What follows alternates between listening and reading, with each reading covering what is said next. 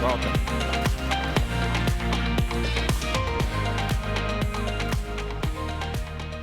Good afternoon, everybody. It's great to be here in the beautiful city of Riga and to speak at this well-organized conference. It was a very interesting day so far with a lot of great talks. My name is Ruben Boerhof and I'm an UX designer at Booking.com. And I'm building digital products for more than 15 years.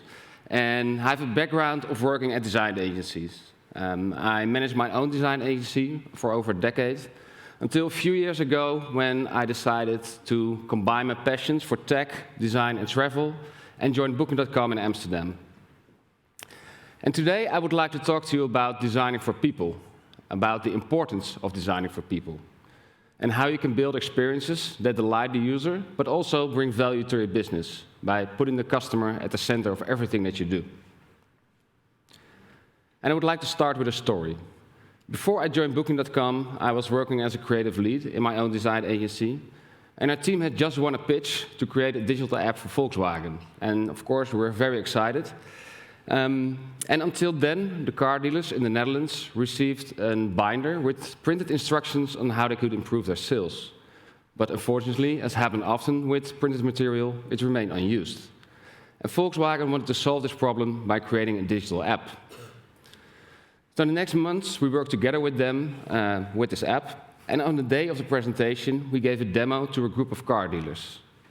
And afterwards, it remained awkwardly silent. And then the first question came. Why do I need this? And more questions came. And there were all things about things that we didn't build, things that we didn't think of. And I was shocked. We were so focused on the business objectives that we totally forgot about the user, to design for people. Luckily, it was a demo. It was not a fully working product yet, but still months were thrown away because we just forgot to design for the user.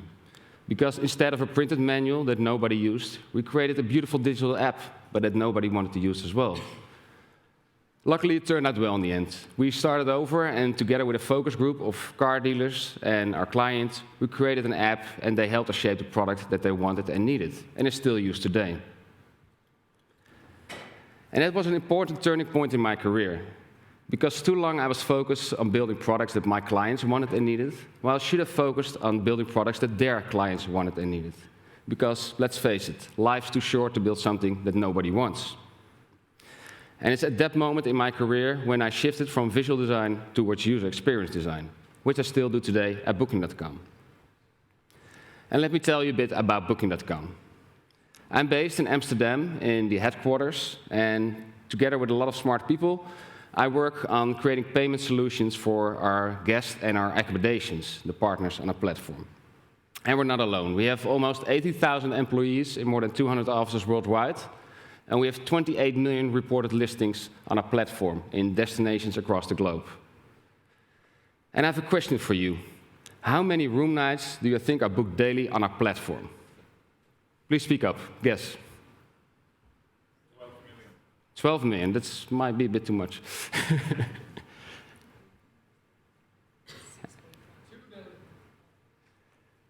The number is 1.5 million. On average, every day, 1.5 million booked room nights. And that number is still, of all these years of work at Booking.com, still mind-blowing to me, the skill that we work on.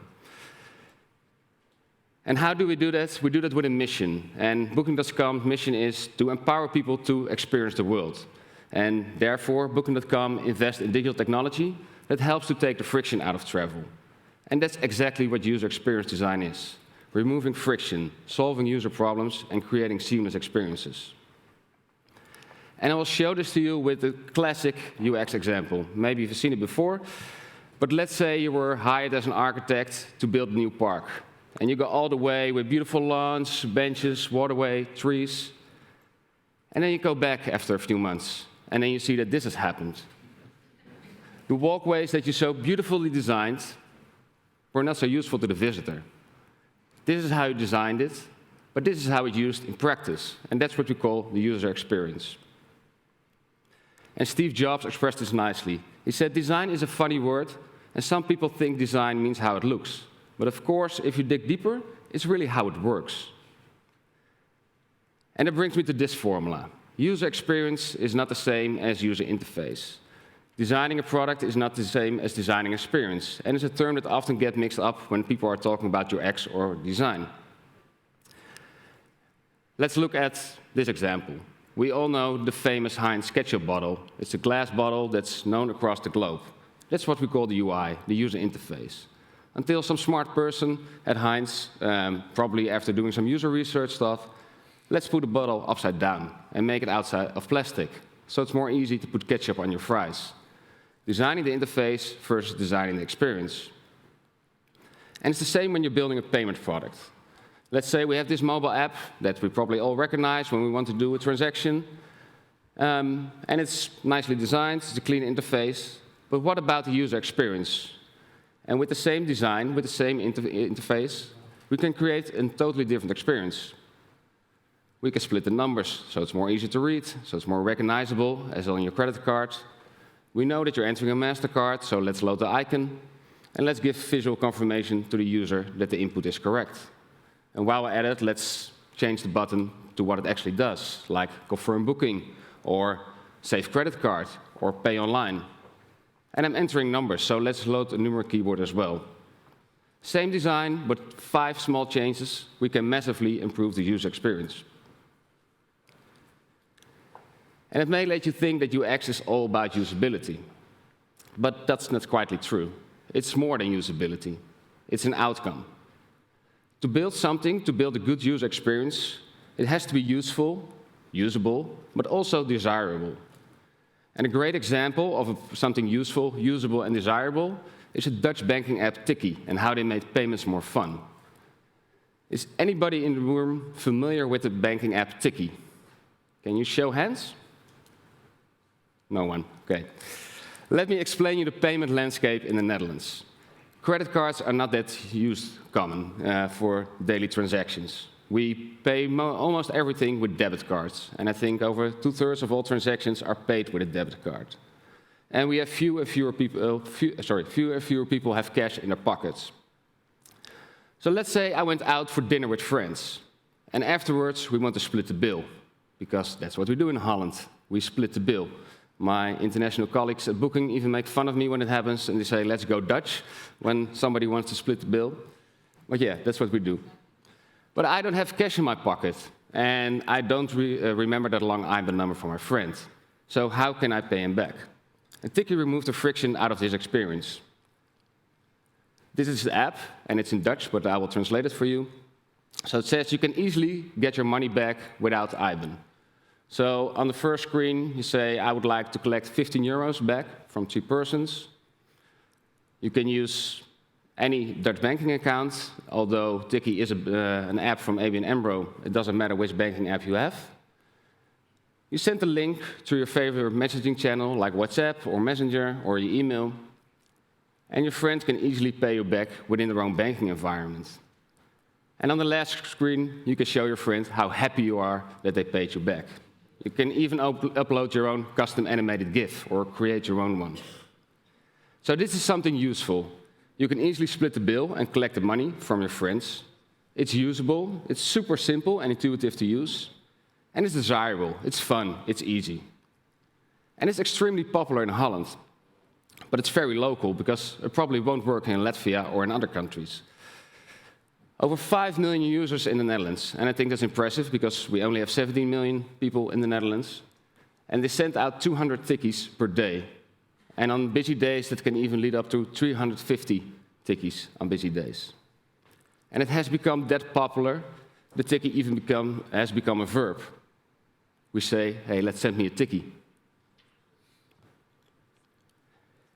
And it's so popular that even companies and charities are starting to work with them, because they found out that customers pay more easily when payments is made more fun. 60% pays within the hour when they receive a payment link. 80% pays within 12 hours. And I think that's impressive. That's within the same day. And for money collection, I have never seen them. So how are great products like this built? Is anybody of you familiar with the term design thinking?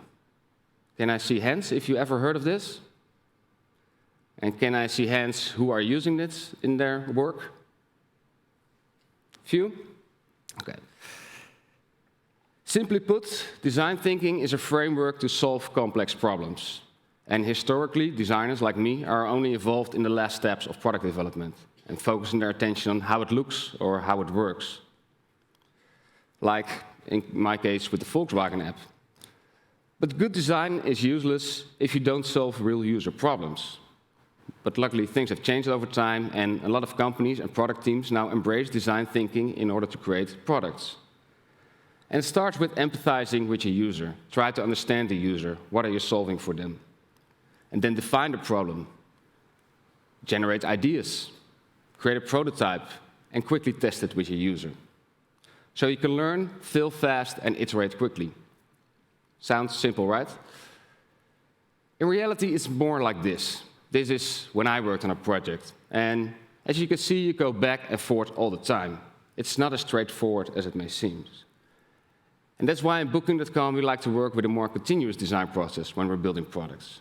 Again, with understanding the problem, defining what problem you're trying to solve, create solution, explore your ideas, learn from that, adapt, and so on. So it's a continuous process to build products. But design thinking is not only for designers, because design is too important to be left to designers. Everybody is a designer, regardless of their position in the business. From product managers to marketeers or executives, everybody can use design thinking in their work to solve problems. And that brings me to the business value of UX. Why is UX so important? In a lot of companies, decisions are often top-down, and if product teams follow them directly, it might lead to solutions or products that your customers don't want, while not understanding your user can do real harm to your business. So it's our work, and it's a daily challenge, to balance business objectives versus user needs. But I don't see it as much as a challenge, but more as finding balance and to see where those opportunities meet. Because it's at this sweet spot, this fertile ground, where you can build experiences that delight the user and bring value to your organization.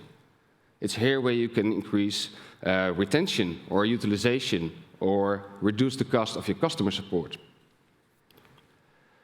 So how do we at Booking.com know what a customer wants, and how do we validate if this idea brings value to our business?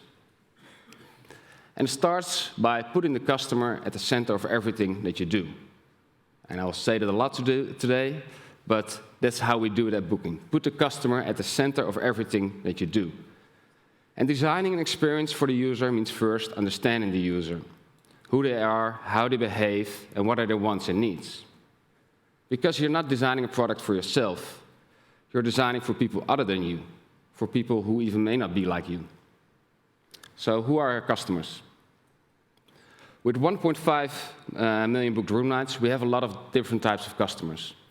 From a couple that goes on a city trip, to a business booker, like me today, that goes on a conference, a family that goes on a trip, or maybe a solo backpacker.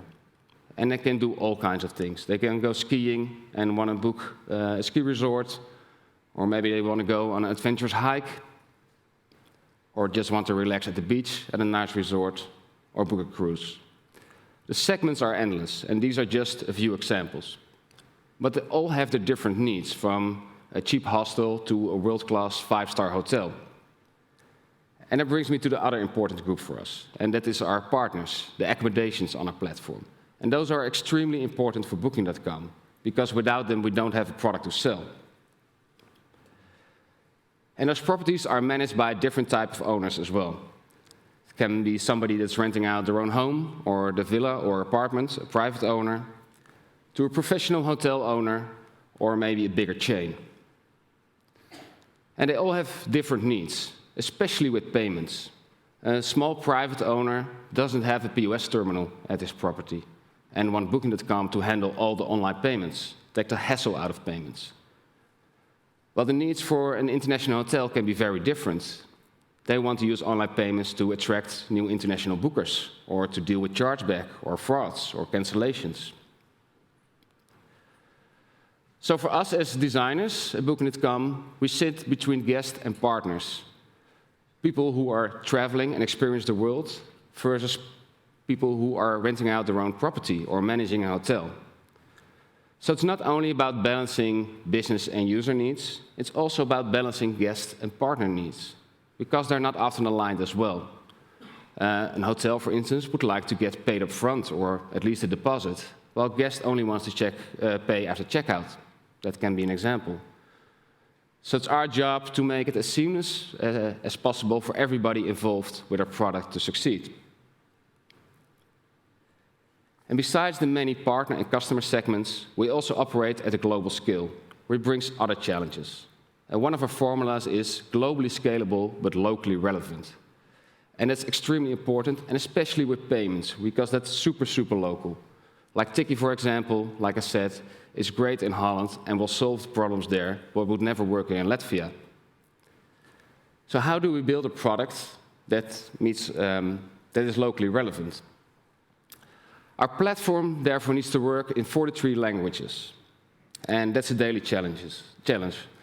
And I'll show you an example of our website in English or in Chinese, where you can already see that the copy is way more compact. It also has to work in Arabic, where everything works from right to left, and not only copy, but every interface element.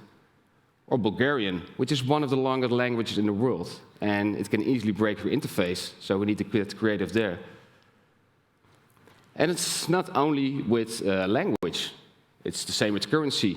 When we convert euro to Indonesia rupiah, for instance, it can easily break your design. And these are only usability issues. Every market has its own way of doing. Chinese, for example, do a lot with QR codes, so we need to incorporate that in a platform as well. Or in South America, like Brazil or Mexico, they're used to pay everything in installments, small portions over time. Or in Holland, we use a debit card, also for online transactions. We don't use credit cards. So every market is very local when it comes to payments. And we talked a lot about smart solution nowadays, and cash was mentioned a bit, but that's, for instance, how we dealt with Indonesia. In Indonesia, the majority of people don't have a banking account, let alone that they have a credit card. They pay everything in cash. So for us, in order to increase utilization of online payments, we need to incorporate a payment solution that works for them. And in this case, that means a cash-based solution. But it has a major impact on our checkout flow. Let's take a look at this example. I select I want to pay now. I'm an Indonesian customer. And we proceed, and we load all kinds of payment methods, the credit and debit card, and other alternative payment methods if they are available in that country. But for instance, we're here loading 3 cash-based solutions. So I select Indomaret, which is a supermarket that is literally on every corner in Indonesia. And when I decide to book this, we say, thank you, Ruben, we're holding this booking for you. The only thing you now have to do is to pay. So you go with this payment code, you put on your jacket, you go to the local supermarket, you pay with cash in order to pay online. And when you go back, you see that your reservation has been made. And this is online payments for Indonesia in 2019. And it's a solution that only will work there and nowhere else. So if we don't design for people, we would never have created this solution. And in China, they go even further. With Alipay, for instance, you can pay with a smile, pay with face recognition. So no card is needed, no wallet, nor phone, only your face. And I think that's pretty smart. And in order to create payment products that helps local customer and partner needs, we need to know what products we're solving, which problems we're solving for them.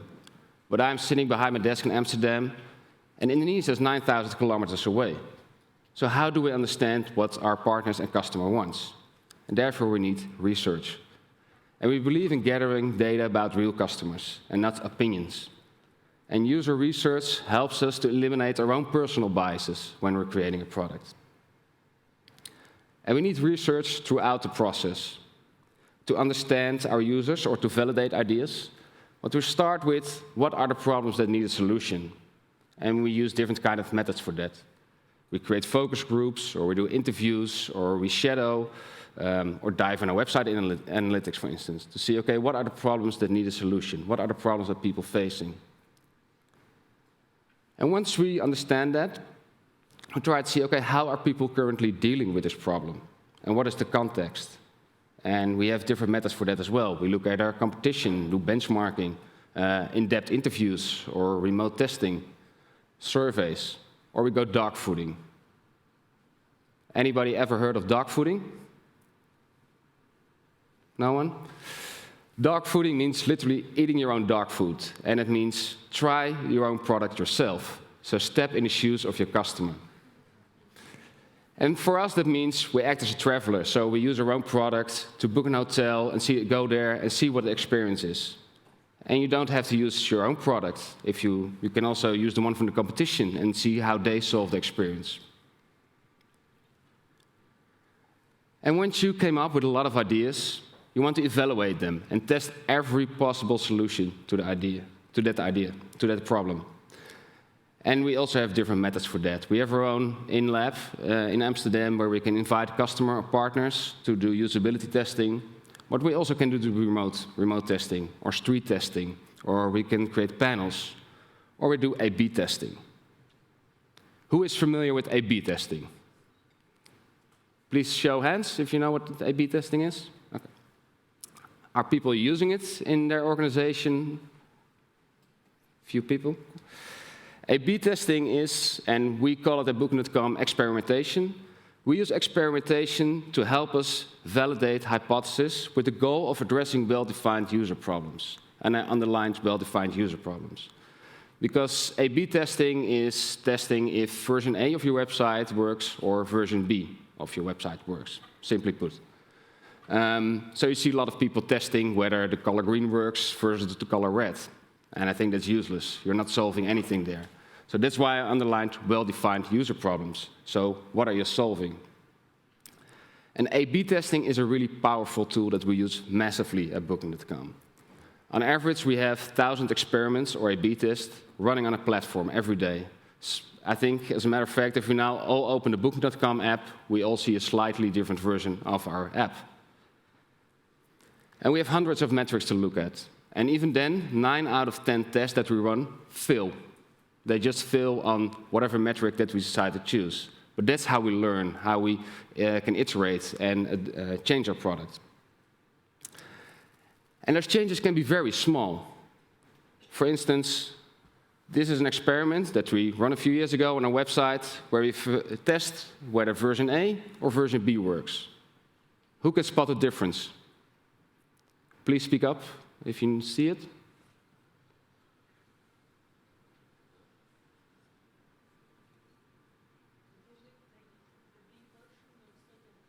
Sorry, can you speak up? The B version looks blurry, so it means something about color. The blurry might be the screen. So sorry. The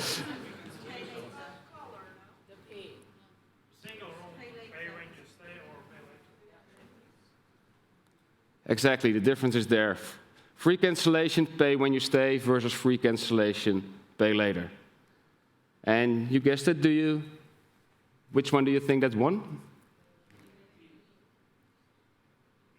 B? I heard a lot of Bs. That's actually correct. B won in this case and increased conversion. And I know I work at a big data-driven company, and I work with a lot of smart data scientists and user researchers, and have a lot of resources at my disposal. But you don't have to work at a big million-dollar company to know what your customer wants. For instance, just talk to your customer service or talk to your salespeople. They're in contact with your customer every day, and they know for sure what problems they're facing. Or dive in your website analytics and see how are your customers interacting with your product.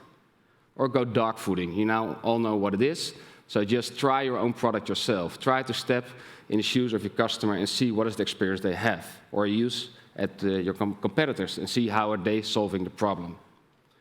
Or create a focus group or a panel that can help you shape the product that you want to build. Or do remote testing. Like I said, Indonesia is 9,000 kilometers away. We can go there, but we can also do remote testing. We upload our design or prototype, like tools like usertesting.com, and we have our results back before the end of the day. Or do guerrilla testing, and I think this is one of my favorites. Just go outside, go to the local Starbucks, and buy somebody a cup of coffee in exchange for some feedback on your product. You have feedback instantly. And that brings me to the end. And today I talk to you about the importance of designing for people, and how you can do that by putting the customer at the center of everything that you do. Because life's too short to build something that nobody wants. And how you can do that by finding the sweet spot of where user needs and business objectives meet. Because at this fertile ground there you can build great experiences. Experiences that are useful, usable, and desirable. And you can build those products with a continuous design process. And you don't have to be a designer to know how that works or to use it. And just get out of your office and talk to your customers. Thank you.